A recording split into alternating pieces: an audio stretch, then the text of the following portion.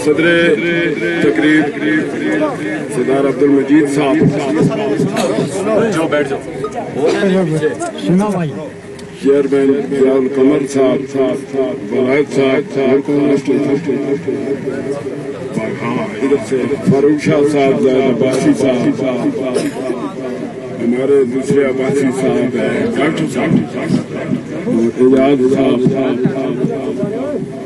चौधरी साहब, सदर मोहल्लम साबिक, हमारे साथ आए हुए साथी हजरात, और यहाँ मेरे सामने करमल दयाला के, बिसूती के, पनियाली और दूर दूर से भी हमारे मरीज कुछ आए, कोई नाचने से आए, कोई BSF से, मंगबाजरी से, कोई कहीं से, कोई कहीं से, जितने वालिया से, बड़े से, BSF के भाइयों के और पीपल्स पार्टी के और बिल्कुल लोकल जितने आप मेरी आवाज सुन रहे हैं, मैं आपका शुक्रगुजार हूँ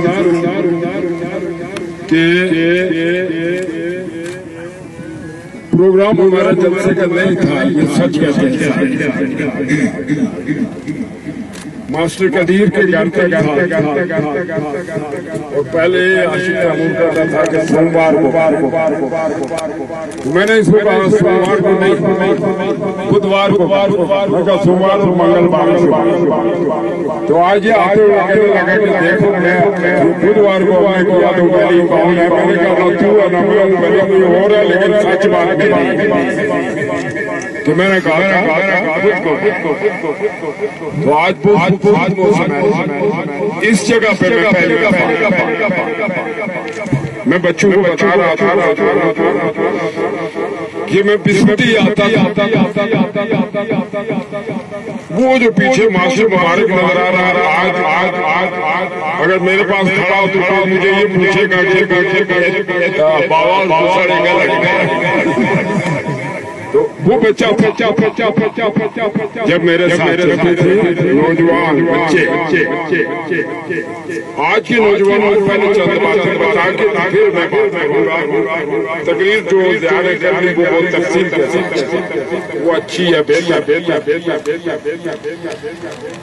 मैं बाग से चला वहां से मैं पहुंचा पौंड में मैंने पहला दूसरा जलसा मैंने तीसरा जलसा मैंने में किया। एक जगह जलसा तो नहीं था क्योंकि लोग नहीं आए हुए के साथ पैदल चला, एक जगह से दूसरी जगह एक जगह हमको पानी सरदार अब्दुल कयूम खान के साथ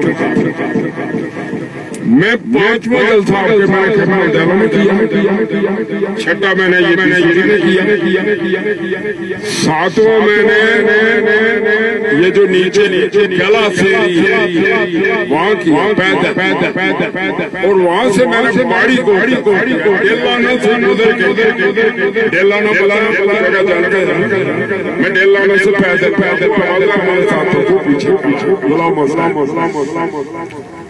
फिर जाके मैंने बाड़ी कोट में जलसा किया, बाड़ी कोट से वापस मैंने कतरी में जलसा किया। नाले से गुजरते हुए मैं स्लिप हुआ, मेरा पाँव निकल और फिर मैं रैड़ा पहुंचा पैदल और रैड़े से गाड़ी पे बैठा बाहर। ये सफर था पैदल। और फिर मैं इसी तरह बताता रहता हूँ कि मैंने पहला जलसा 76 से पार बाडियार दहे किया, दूसरा जलसा मैंने सिंगोला खुशिये की वहां किया, तीसरा जलसा मैंने हिल चौक किया सालिया के टाप पे, चौथे जलसे में मैं जब चित्रा पहुंचा तो जनरल हयात खान जलसा खत्म करके जा रहे थे। मैंने अपने लोगों को कहा कि इनको आवाज दो कि मेरी बोर्ड बेशक न दे लेकिन मेरी तकरीर जरूर सुने। फिर मैंने चित्रे किया, चित्रा से रात को अनवर खान के घर कलरी खाना खा के 11 बजे वहां जलसा किया और वहां से मैं 2 बजे पाटा संघर्ष पाटा संगत, इस सारे सफर पे आपको गाड़ी पे 2 दिन चाहिए। और पाटा संगत जब मैं तकरीर करता था, ये जिस तरह ये बच्चे आपको, इनको भूख भी लगी है, नींद भी आई, मुझे इनका पता है इन बच्चों की उम्र का, क्योंकि सुबह से मैं जब वहां तकरीर करता, वहां नीम के दरख्त थे, उनके नीचे बच्चे बैठे हुए थे, तो वो सो जाते, रात के 2 बज रहे थे, जब मेरा आवाज उनके कान में पड़ता फिर जागते। फिर पाटा संगत से मैंने बुरका जलसा किया रात 4 बजे सहरी के बाद। और जब मैं नापरा पुल पे पहुंचा, सुबह की आजान हुई और वहां से मैं पैदल फिर भाग पहुंचा। हर दोनों हल्कों में मैंने अलग से लड़ा और लोगों को हम आवाज देते थे। 85 का इलेक्शन हमने जीता नहीं, और वो जीतने के लिए वो लोगों को जगाने के, सोई हुई मखलूक को जगाने के। ये लोग सोए हुए थे, बस्ती हल्का था, चरकी हल्का था, हमारे गरीब लोग थे। आपको नहीं पता, आज तो सबके सफेद कपड़े हैं, सबके पास ऐनक है, सबके पास कुत्ता है, सबके पास गाड़ियां हैं। उस वक्त मीर अकबर का एक भाई, मीर अकबर का ये सऊदी अरब से हाजी हमारा मुनव्वर, वो ऐनक भेजता ना, ये ऐनके छिपा के रखता था। तो ये एक कहता कि अम्मा मेरी वो काली ऐनक लाओ, मैं चांद देखा। अब काली ऐनक से चांद था, इसको ये भी नहीं पता था कि चांद किस तरह देखा जाता है। जहाँ अम्मा वो ऐनक छुपाई कोई नहीं छूटती, तब मैं चांद देखा। उस वक्त हमने लोगों को जगाया। एक ये नीचे आपका शेरी है, यहाँ एक चौधरी बरादरी का आदमी था, मुझे नहीं मालूम कि वो मर गया या जिंदा है। जिंदा है, फोत हो रैड़ा में तकरीर कर रहा था। इनको तो चलो चेयरमैन को, इन नौजवानों को, आप सब इनको तो मुयस्सर है, गाड़ियां, सड़कें, स्कूल, कॉलेज, पैसा, हर चीज मौजूद है जाने के लिए, खाना। लेकिन मैं क्या करता था, रैड़ा में जाता, जुम्मे का इंतजार करता कि जुम्मा फारिग हो, लोग इकट्ठे हों, मैं वहां बिजली के पोल में चल जाता था कि मेरी तकरीर सुन। नमाज पढ़ने के लिए मैं सबसे पहली सफ में जाता। मौलाना महमूद उल हसन थे समनी के। मैं जिंदगी में 2 लोगों के पीछे नमाज पढ़ते हुए बहुत मजा आया, और मैं हर हालत में पढ़ता था जुम्मा जाके। एक मौलाना सनाउल्लाह शाह साहब के पीछे और एक मौलाना महमूद उल हसन के पीछे, समनिए के थे रेड़े। मैं उस पोल पे चढ़ता, लोगों को तकरीर करता, कोई नहीं पता होता था कौन है कौन। मैं शुरू कर देता, तो मैं तकरीर कर रहा था। उस वक्त यही माहौल था जो आपके साथ हुआ कि आपके मकान उखाड़े गए, आपको बेघर किया गया। हमारे बाप दादे ने लोगों को बेघर नहीं किया, हमने आबाद किया। तारीख ये है कि अच्छे लोग लोगों को आबाद करते हैं, पूरे लोग लोगों को बगैर आबाद करते हैं। सालिम मकान तोड़ते हैं, बेघर करते हैं, और इंसाफ वाले लोग लोगों के घर आबाद करते हैं और अपने घर हाथों से बना के देते हैं। ये तारीख है, मुसलमानों की हो, बरादरियों की हो, खानदानों की हो। ये तारीख कि जो जालिम है वो उखाड़ेगा, वो बेघर करेगा, वो सरों से चादर भी उतारेगा, सर नंगा करेगा बेटियों का, बहनों का। और जो खानदानी होगा अच्छी नस्ल का होगा, और जो इंसाफ करेगा वो नंगे सर के ऊपर चादर देगा और बेघर को घर देगा। वो घर उखाड़ेगा नहीं। जिसने घर उखाड़ा आप समझ लें कि उसमें मिलावट है, उसमें जरूर कोई गलत बात। जिससे चादर हटाई, जिससे बेपर्द किया बेटी और बहन को, उसके अंदर जरूर कोई बुराई। मैं कह रहा था कि मैं वहां पोल पे चढ़ा, जुमे के बाद मैंने तकरीर शुरू की। मैंने कहा मैं इन खड़बैजू को पकड़ूंगा, इनको बंद करूंगा, इनको अपनी जेलों में डालूंगा। तकरीर थी, इसलिए कि मेरी उम्र उस वक्त 30 साल थी। अभी 85 का इलेक्शन नहीं आया, ये 82 की बात है। 30 साल मेरी उम्र थी, 29-30 साल। मैंने कहा मैं ये करूंगा। जब मेरी तकरीर खत्म हुई और ना शुरू हुई थी तो एक चौधरी बरादरी का उठा इधर शेरी का, कहते हैं मर गया, सारी जिंदगी मेरे साथ रहा। वो अपनी गुजरी बोली में गोजरी में जिस तरह ये हमारा करता था हकनवाज, लेकिन वो हकनवाज तो चक्री है ना, वो चक्री नहीं था, वो सीधा साधा। वो उठा, उसने कहा ए शेर का पूत कितना क्यों जो खड़बैंच को पुकरे अपनी जेल में बंद करे, एक ही तो है। सीधा आया मेरे पास, मेरे साथ छाती मिलाई, मेरे साथ शामिल हो। मरते दम तक उसने मुझे नहीं छोड़ा। जिधर मैं जलसा करता वो मेरे साथ जाता। तो वो कहता कि ए जड़ा खड़बैंच को पकड़े अपनी जेल में डाला, बंद करे। हमने लोगों को उस इलेक्शन में आवाज दी, जगाया। उस वक्त के नौजवानों को ये याद है। उन नौजवानों में आशिक तैमूर आज नौजवान नहीं है, बुजुर्ग है मेरी तरह। वो इसी तरह जिसका जिक्र किया, ये वलायत खान थोड़ा जूनियर था। ये आते हुए मेरे को 11 लोग बता रहा था, जिस 11 की टीम से मैंने आगाज किया उसमें ये लोग शामिल थे। तो इनको मालूम है कि हमने कैसे ये आगाज किया था। हमने जगाया लोगों को कि आप अपना हक मांगे। मैं आपका जो घर, अब ये जो हाई स्कूल था इसका प्रॉब्लम हुआ, फिर आपका कॉलेज नहीं हुआ, फिर मैं रैड़े गया, रैड़े से फिर लोग मुझे गाजियाबाद ले गए रैड़े का कॉलेज मांगने के लिए। जंग लड़ते रहे। ये जो ज़िया कह रहा था ना कि मीर अकबर साहब ने इंफ्रास्ट्रक्चर का जिक्र किया, मैं आपको गारंटी से एक बात कहता हूँ, मीर अकबर को यहाँ खड़ा करके 20 दफा 20 टीचर लगाए इन जैसा लायक हेडमास्टर, उनको कहे कि इंफ्रास्ट्रक्चर का हो।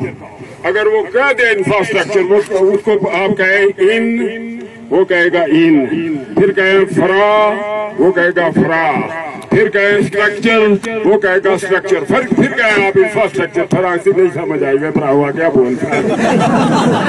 तो मैं उसको जानता हूँ ना, आप नहीं जानते। मैंने उसको कॉलेज के स्टेजों पे भी चढ़ाया, मैंने कहा तकरीर करो, फिर वापस आ जाता था। मैं थी नहीं आओ नहीं, मैं फरारो कर उंदने से बेड़ा घर कर। इंफ्रास्ट्रक्चर मैं कहता रहता हूँ, कहीं से सुन लिया होगा, उससे आजकल टेप चलती है ना। मैं कहता रहता हूँ कि तरक्की याफ्ता कौम कौन होती है। आज चूंकि ये आपका इलेक्शन कैंपेन समझे, जो कुछ समझे, ये मास्टर कदीर के घर की चाय जो है इतनी खूबसूरत जगह पे आके जलसा बन गया। क्या नाम है इसका? जबड़ी पे ये हमारा प्रोग्राम था कि हम जाएंगे पीरकंठी, लेकिन वो मैंने कहा कि 3 दिन बारिश ना हो, एंड तक जाए हम पीरकंठी की ऊपर तक। तो आज ये आपका जलसा बन गया। इतने चंद बातें आपको कह देता हूं। असल तकरीर मेरी जो होगी वो होगी 21 अक्टूबर को बाप और रोटी खा के आना पूरे 3 घंटे। 7 छोटी छोटी तकरीर कर सही है। इस गला रोटी खाई तो सबने आना है पूरे 3 घंटे की रोटी। और आपको प्रोग्राम तो मेरा क्या प्रोग्राम आ गया। हम इलेक्शन क्यों लड़ रहे हैं? 1982 में जब मैं ये कहता था ना कि इन पहाड़ों पे सड़कें जाएंगी, मैं इशारा करके कहता कि ये शहीद कला से चलेगी, ये लसडन्ना आएगी, लसडन्ना से ये ऊपर से होती हुई ये आपके पीरकंठी आएगी, पीरकंठी से यहाँ से गुजरेगी, नेजा से सुल्तान गली, वहां से नीचे उतरेगी और इधर तोलीपीर से रावला कोट जाएगी। टूरिज्म होगा।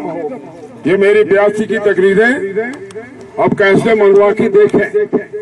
82 की, 85 की, 90 की, 91 की, 96 की।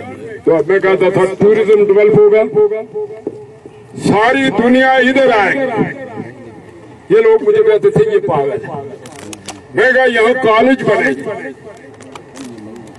आपके बाग पूरे में सिर्फ एक कॉलेज, आपका राया कोई कॉलेज नहीं था, पीरपानी कोई कॉलेज नहीं था, आपका कोई हाई स्कूल नहीं था, कोई मिडिल स्कूल नहीं था।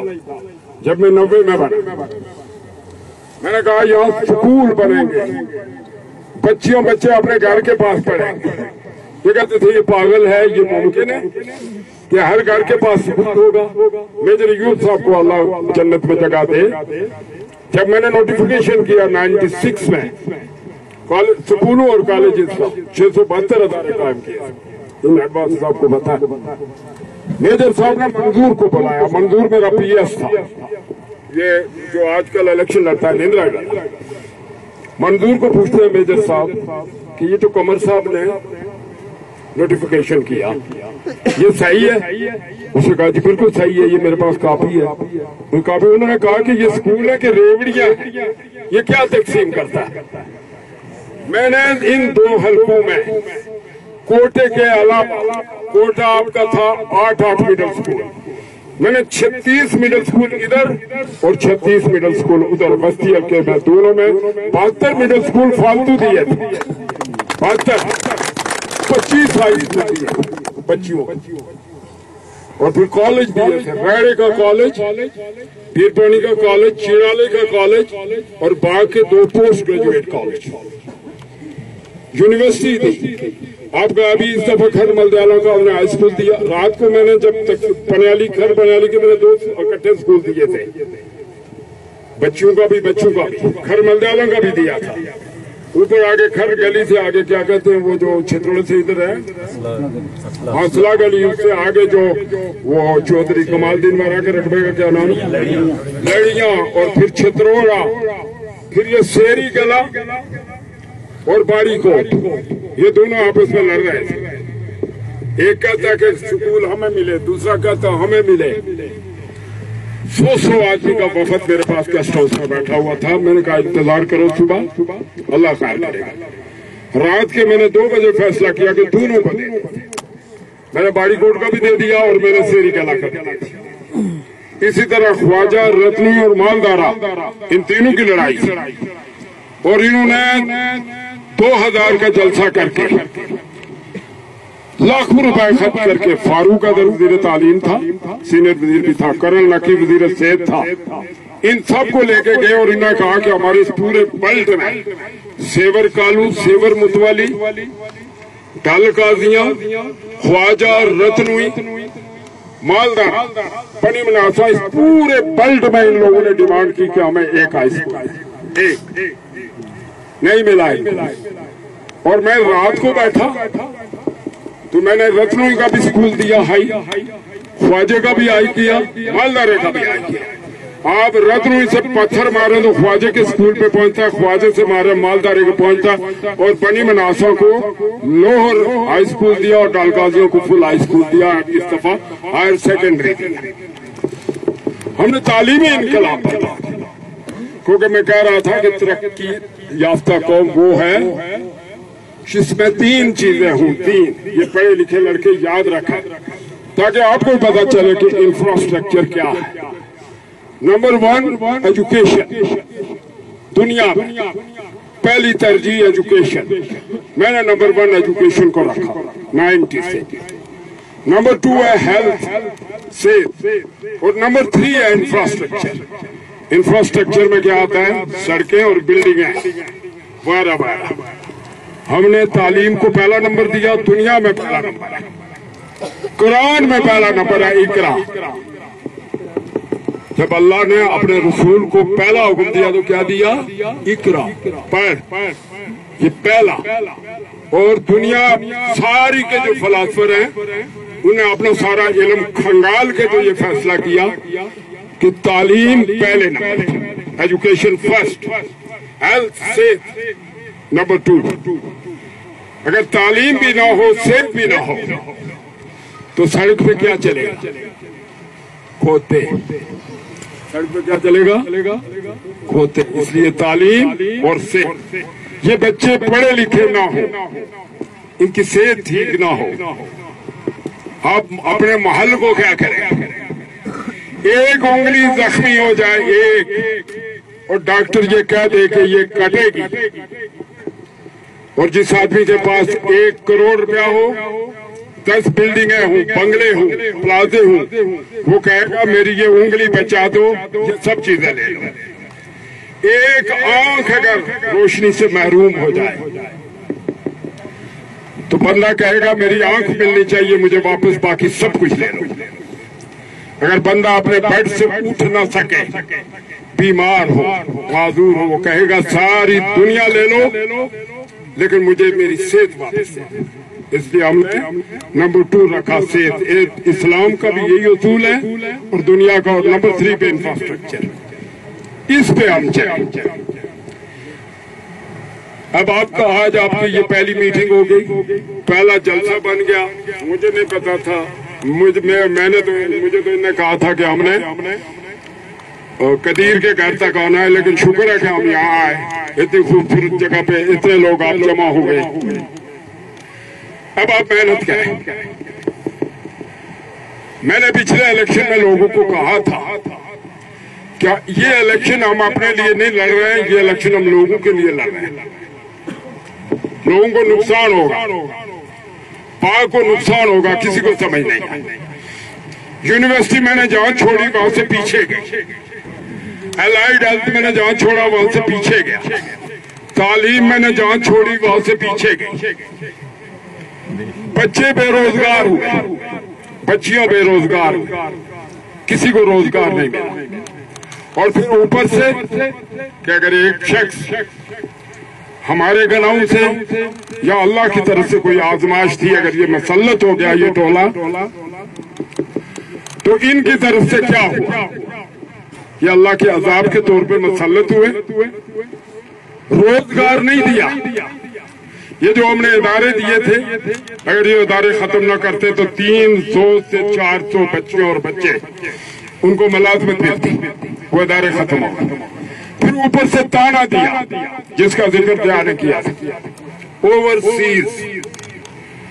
अब उस बेचारों को ये भी नहीं पता कि ओवर किसको कहते हैं, सीज के सीज, ये सीज समुंदर को कहते हैं। ओवरसीज का मतलब है समुंदर पार। वो लोग जो समुंदर से पार है उनको कहते हैं ओवरसीज। उनको ताना देता है कि वो जाके वहां बर्तन धोते हैं। उनको ताना न दो, उनका शुक्रिया अदा करो कि वो अपने वतन से दूर, अपने माँ बाप से दूर, अपने बच्चों से दूर मेहनत करते हैं, मेहनत करते हैं और इतनी सख्त मेहनत करते हैं और उसके बाद ज़र मुबादला बेचते हैं, अपने बच्चों का पेट भी पालते हैं और तुम्हारे मुल्क को भी, हमारे मुल्क को भी, हमारी रियासत को भी पालते हैं। तुम उनको ये ताना देते हो, तुम उनको नौकरी नहीं दे सके, तुम यहाँ टूरिज्म को डेवलप नहीं कर सके। मैं कहता था लोग हमारे मरी में जाके नौकरियां नहीं करेंगे, मरी और लाहौर के लोग आके बीसूटी में, सुल्तान गली में, लसडन्ना में नौकरियां करेंगे। मैं आज आपको कहा कि आज के 10 साल बाद इंशाअल्लाह दूर के लोग इधर नौकरियां करेंगे और एक वक्त ऐसा आएगा, एक वक्त कि जब अरब से भी लोग चल के यहाँ नौकरियां करें हमारे लोगों के पास। मैंने एक दिन कह दिया कि मैं इख्तियार में आ जाऊं तो मैं 20,000 लोगों को मुलाजमत दूंगा। इंटरव्यू में कहा, मुझे काफी हैरान होकर पूछने लगे कि 20,000। मैंने कहा बिल्कुल 20,000। हाँ, अब ये किस तरह देंगे? मैंने कहा मैंने प्लान बनाया, मैंने पहले 9,000 किस तरह दिया। 9,000 में पहले दे चुका हूं, सिर्फ बाग को, 2 हल्कों को। मैं वजीर आजम नहीं था, मैं वजीर था। सरदार अब्दुल कयूम खान साहब वजीर आजम, उनका बेटा वजीर आजम, उनके 1750 नौकरियां बनती हैं, मेरी 9,000 से ज्यादा हमने दी। अगर हमारे पास प्लान है, हम देंगे, नौकरियां निकालेंगे, बजट हम पैदा। इनके पास जो बजट था इस दफा कागजों में 4 अरब लैब्स हुआ, अमलन 10 अरब लैब्स अमलन। अगर मैं होता मैं 4 अरब लैब्स नहीं होने देता था, मैं उनमें से 1 अरब की नौकरियां निकालता। 1 अरब की नौकरियां 10,000 निकलती। और 3 अरब मैं मुलाजमों की 30% तनख्वाह बढ़ा देता। इनको तो समझ ही नहीं। सिंध वालों ने 10% बढ़ाई या न किसी ने रोका, इन्होंने एक पैसा नहीं बढ़ाया। ये 3 अरब लैप्स करने के बजाय उस बजट को अगर गैर तरक्याती में शामिल करके तनख्वाह बढ़ा देते, हमारे मुलाजमों की 30% तनख्वाह बढ़ जाती। मैं कहा हम उस प्लान पे चलते। आज भी मैं आपको बता रहा हूँ कि मैं अगर हम अल्लाह के हुक्म से इक़्तिदार में आएंगे इंशाअल्लाह, क्योंकि हम लोगों की खिदमत करना चाहते हैं, लोगों की खिदमत करना चाहेंगे तो अल्लाह इक़्तिदार देंगे। मैं बीसूटी के अंदर ऐसी चीजें पैदा करूंगा कि यहाँ 10-20 बच्चियों को और 10-20 बच्चों को यही रोजगार मिले। ऐसे मेरे सामने कोई प्रोग्राम होगा, खर मलयालम के लिए होगा, शेरी के लिए होगा, खर आबासियों के लिए होगा, खर पनियाली के लिए होगा, बोले हर जगह के लिए मैंने नजर रखी है कि कहाँ किस तरह आसामी क्रिएट की जाएगी, किस तरह बच्चों और बच्चों को रोजगार दिया जाएगा। हम रात को सोते कम और जागते ज्यादा है और उस पे हम फैसला करते हैं कि हमने क्या करना। मैं जो आपको कहना चाहता हूँ वो बात आपको समझा। जिन लोगों के ये मकान उखाड़े गए, मुझे आते हुए बताया गया था कि मीर अकबर पास खड़े होकर पुथियां लगाता था और मकान उखाड़ा था। ये उसका काम है, ये उसने करना था। अब हम क्या करेंगे? हम पास खड़े होके बुतियां हटाएंगे और मकान बनवाएंगे। ये जब मैं आऊंगा ना, मैं जो मेरा जो फैसला होता है, मेरी जो बात होती है, वो पत्थर पे लकीर है। हम उस वादे को पूरा करते हैं। अब पास खड़े होंगे और अब पास खड़े होकर मकान बनवाएंगे और कोशिश करेंगे कि अपनी जेब से भी और सरकार से भी उन गरीब मजलूमों को पैसे दे के उनके मकान बना जाए। ये वादा हम इंशाअल्लाह पूरा करेंगे। ये आप लोग, मैं ये जो सड़क है, ये इसमें ज्यादा जो है कंट्रीब्यूशन आर्मी का। हम लोगों ने फॉर्मेलिटी पूरी की। आर्मी वाले अगर दिलचस्पी न लेते ना, ये सड़क ऐसी नहीं बनती थी। ये मैं आपको बताऊं, क्योंकि आपका और मेरा कायद, मीर अकबर कायद और पैसे का कायद, वो कमीशन मांगता। अगर कमीशन होता तो फिर सड़क नहीं बनती थी। ये इतनी अच्छी सड़क इसलिए बनी कि इसके ऊपर फौजियों की नजर और फौजी इसको देख रहे हैं। तो इसमें उसका कोई हिस्सा नहीं है मीर अकबर का, वो वक्त जाया कर रहा है। एक आखिरी बात बता के खत्म करता हूँ, क्योंकि तकरीर अगर मैं ज्यादा आज कर लूँ फिर आप 21 तारीख को तो हम आएंगे, कहेंगे सब कुछ बता गया, आप आगे क्या बताएगा। बहुत कुछ मैं उस दिन आपको बताऊंगा। एक आखिरी बात, अच्छी बात जो आपको बताता हूँ। एक तो आज से आप तैयारी करें, ज्यादा से ज्यादा लोगों को आप अपने साथ शामिल कराएं। मीर अकबर बर्बाद हो गया, इलेक्शन हारना लगा, वो बर्बाद हो। आप हैरान होंगे कि कैसे। ये आप मेरी सुन, एक तो इलेक्शन हारना होता है, इलेक्शन नहीं, वो बर्बाद हो।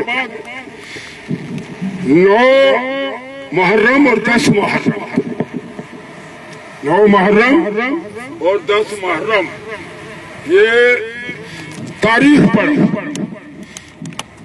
काफिर भी कांप जाता है। जो बुद्ध मत है ना, उनको भी दुख है 9 मुहर्रम और 10 मुहर्रम का। जो यहूदी और ईसाई है उन्हें भी दुख। 9 मुहर्रम को कोई मुसलमान खुशी नहीं मनाता, पटाखे नहीं छोड़ता, हार नहीं डालता, बैंड बाजे नहीं चलाता। ये मुझसे सुन लो, आज इस जगह पे खड़ा होकर कहता हूँ, ये बड़ी ऊंची जगह है। ये पीरकंठी पीर थे, तोली पीर थे, नगा पीर थे, नेजा पीर थे, पीर चनासी पीर थे। ये कश्मीर के 5 पीर थे। ये जो मुझसे निजाम कायम है ना, 9 मुहर्रम को उसने यहाँ जलसा किया। 9 मुहर्रम उस दिन जिस दिन नवासा रसूल और उनकी औलादों के पानी बंद किया, वो दिन और वो रात जो मुसलमानों की तारीख में सबसे इबरतनाक दिन है और गम मनाने का और दुख मनाने का दिन है। 9 मुहर्रम को उसका यहाँ जलसा था। 10 मुहर्रम जिसमें तारीख चीखती है, अंग्रेज चीखता है, यहूदी चीखता है कि ये तारीख का बदतरीन जुल्म था। 10 मुहर्रम आपका मीर अकबर घोगड़ वन में पटाखे चला रहा था, ढोल बजा रहा था, हाथ डाल रहा था और डलवा रहा था।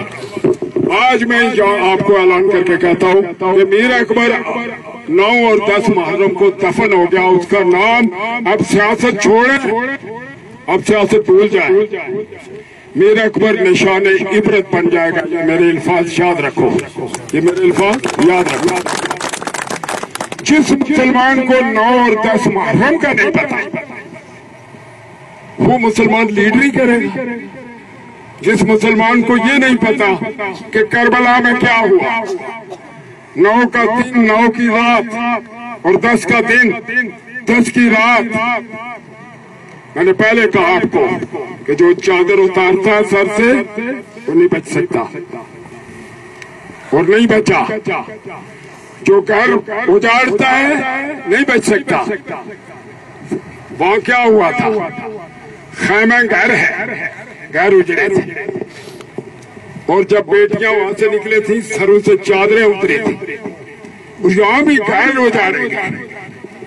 यकीनन उन घरों से जब बेपाऊ बेटियां निकली होंगी उनके सर नंगे होंगे।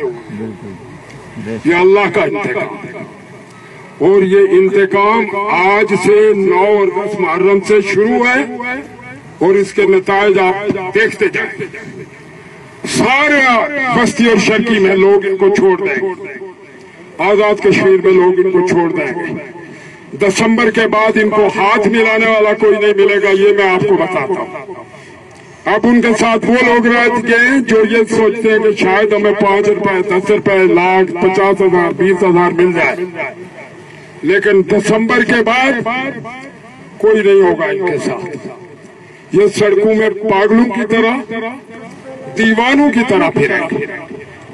इनको सलाम करने वाला कोई नहीं मिलेगा। आप अपनी सफों में इत्तेहाद रखें, मेहनत करें और हम आपसे भी वादा करते हैं और खुदा से भी वादा करते हैं कि हम इक़्तिदार को उसकी अमानत समझेंगे, उसकी अमानत समझते रहे।